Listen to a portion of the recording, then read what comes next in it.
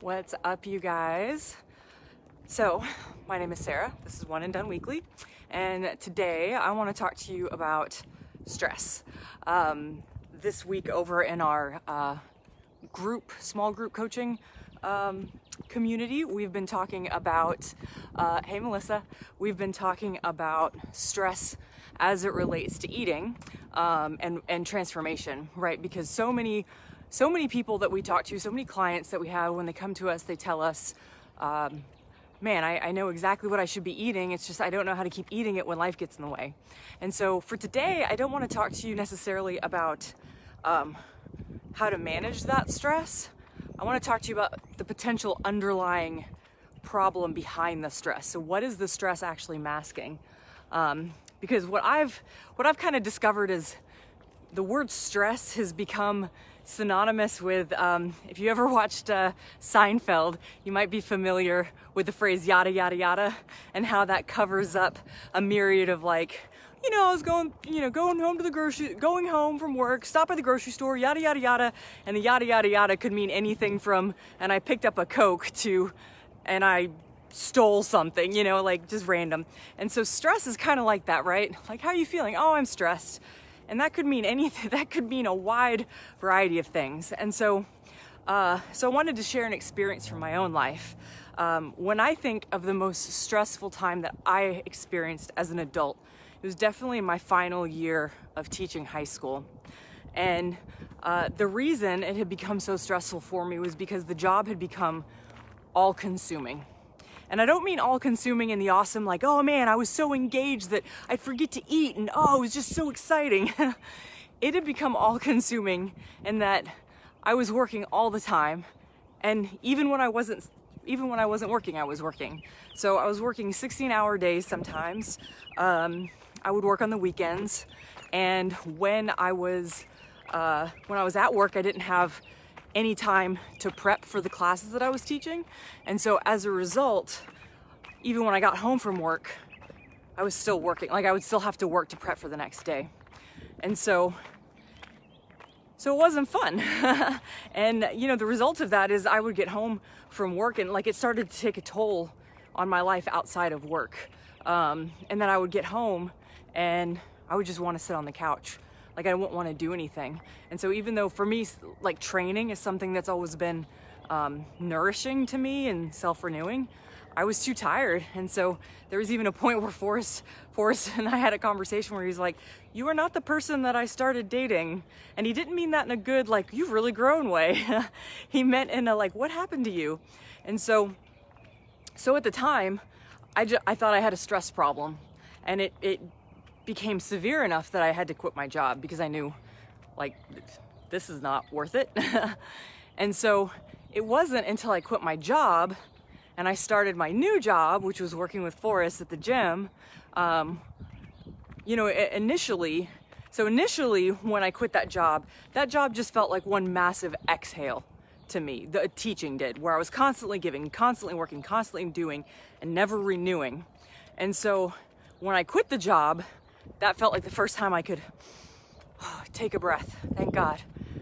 But then when I started working my new job, I started to notice certain behaviors that I was doing that was not going to set me up for long-term success.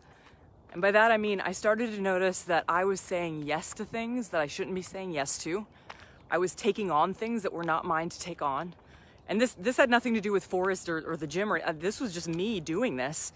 And because of my experience from teaching, I was realizing, oh my gosh, if I keep doing this, in 5 or 6 years, I'm gonna find myself exactly where I was, which is, I'm too stressed, I have to quit this job. But this was basically this was my job with the person that I love, I don't wanna do that. And so that's when I realized what I had before was not a stress problem. What I actually had was a boundaries problem. And those boundaries, they keep coming up. And so, for example, in my job teaching, when I first started teaching, I was just gonna be a teacher. I was just gonna teach high school. But in the first year, I said yes to coaching, which is basically a whole second job. That was the reason I was working 16 hour days on the weekend. And then I said yes to becoming a department chair, which was supposed to give me an extra planning period, but what that turned into was just a lot of extra work. And that was the pattern. I kept on saying yes to all of these things. And at no point did I ask myself if these things actually nourished me in any way, if there was a benefit for me in any way, if they were self-renewing in any way. And so that's how I got into the most stressful job that I've ever had, was just by constantly saying yes to everybody but myself. And so what I discovered is that when I realized that, that's when I actually adjusted my definition of self-care. So before discovering this, my definition of self-care was probably similar to a lot of people, which is, oh, self-care, you know, make sure you go to a spa once in a while, go on vacation, go hang out with, you know, get drinks with your friends, which are all good things that you should absolutely do if you enjoy doing those. But how I ended up renewing or changing my definition of self-care is that self-care is actually taking care of yourself when you're making choices in your life, like making choices that are good for you, that benefit you, and that you have the energy for. And so after I changed that definition, and after I discovered this, I immediately made those changes in how I was relating to my new job. And then I was able ultimately to transform my body, because that's the bottom line, guys, is if I had stayed in that job before, I wouldn't have ever been able to transform myself, because by saying yes to everybody but myself, I was saying no to me. And what is a transformation if not one big massive yes to yourself? That's really what it is. And so what I would encourage you to keep in mind, all right, we're walking by some people building a fence, so you might get a little noise. So what I would encourage you to keep in mind is that setting good boundaries, you know, I think it was Brene Brown who says, setting good boundaries is actually the people who are the best boundaried, is what she says. They're also the most loving. And so I know sometimes it feels like setting good boundaries is being selfish, but it's actually not. When you set good boundaries, you are being so kind to everybody, yourself included, but also the people you work with, because you're being honest with them. You're telling them that when you say yes to them, you mean it, and you're showing up fully for them. And when you say no to them, you mean it as well. And so that is the most professional thing you can do. That is the kindest thing you can do, and it's the most sustainable thing you can do long term. And so that is what that stress was covering up, is that I actually just didn't know how to set good boundaries. And when I discovered that, oh, it's trash day. Ooh, that's not very beautiful, sorry. And when I discovered that, again, that's when the transformation could happen. So what should you do with this today? Like, great, good boundaries, noted. What I invite you to do is to consider what places in your life you are saying yes to. What are all the things in your life you're saying yes to right now? You might want to write this down so that you can actually consider it. But what are all the things that you're saying yes to in your life? And as a result of that, what are you having to say no to? And so I think that's especially a side problem of living in the 21st century. It's like the tyranny of choice. We have so many choices, and it's almost an example of FOMO, right? I want to say yes to everything.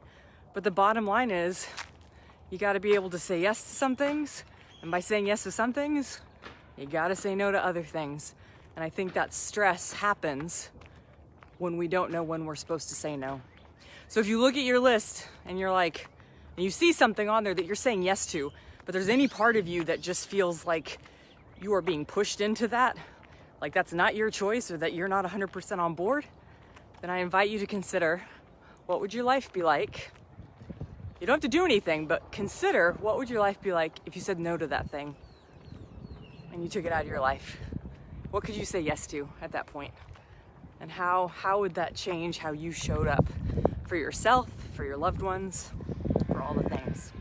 So that's my spiel today. If you are realizing that maybe you're noticing you've got a boundary issue in your life, then by all means comment on this video. Let me know. If you want help with this, reach out to me. This is why I coach. It's because this stuff is it's a lifelong process, and I definitely don't set perfect boundaries, but being on the path is awesome. So I will leave you with that. So have an awesome day, and we'll talk soon. Bye now.